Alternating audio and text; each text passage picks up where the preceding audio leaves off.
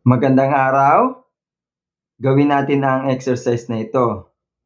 Estimate, letter A, the square root of 58. Letter B, the square root of 240 to the nearest tenth. Kailangan nating hanapin kung saan siya pinakamalapit na perfect square.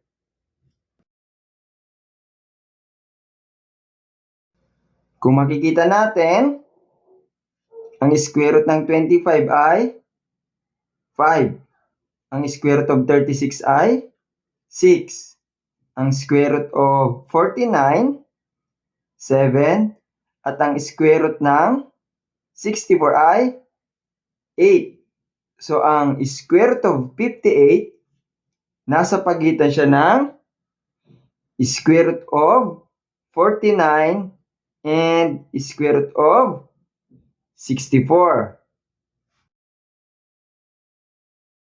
So, ang estimate natin ay dapat nasa pagitan siya ng 7 at 8. So, hindi siya bababa ng 7, ang square root of 58, at hindi rin siya lalagpas ng 8. Hahanapin natin ang nearest tenth. So, ang magiging sagot yan ay dapat 7 point something.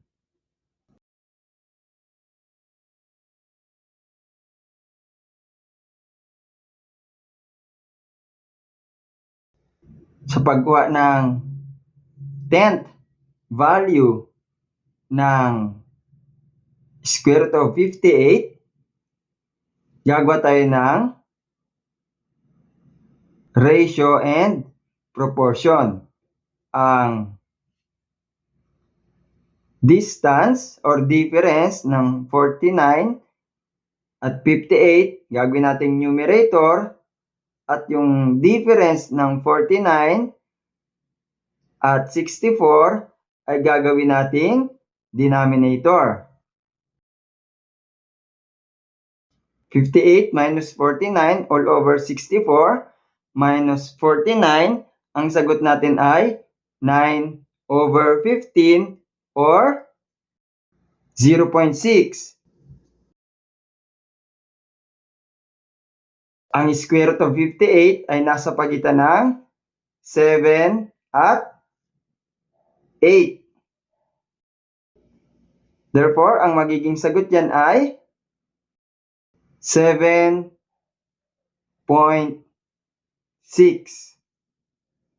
Square root of 58 is approximately equal to 7.6.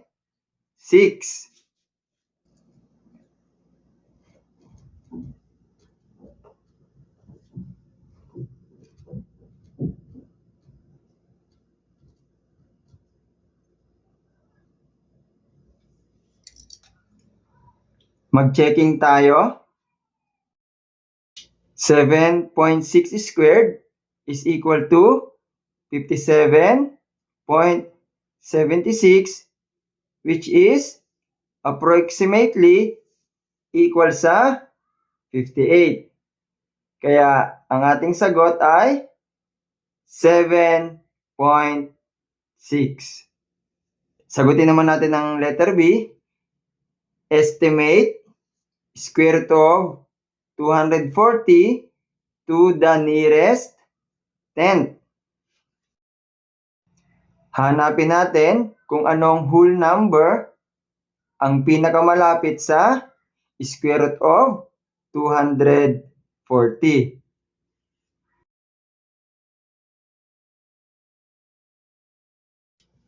Makikita natin na ang square root of 240 ay nasa pagitan niya ng 15 at 16. O nasa pagitan ng square root of 225 at square root of 256.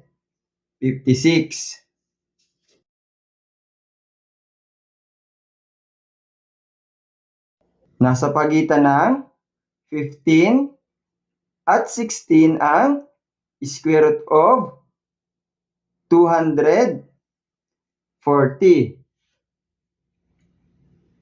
Para mahanap ang 10th value ng square root of 240, kailangan natin gumawa ng ratio and proportion.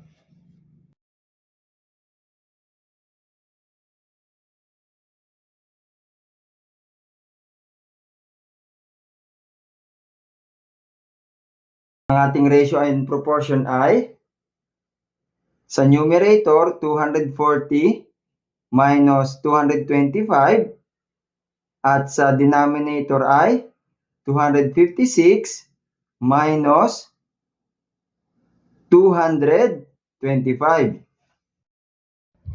Ang sagot ay 15/31.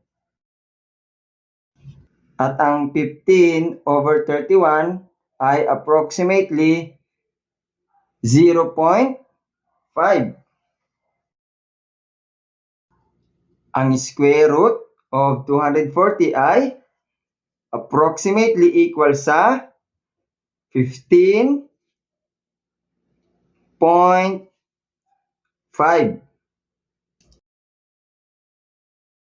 Mag-checking tayo.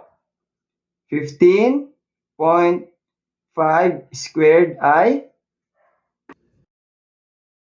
equal sa 240.25.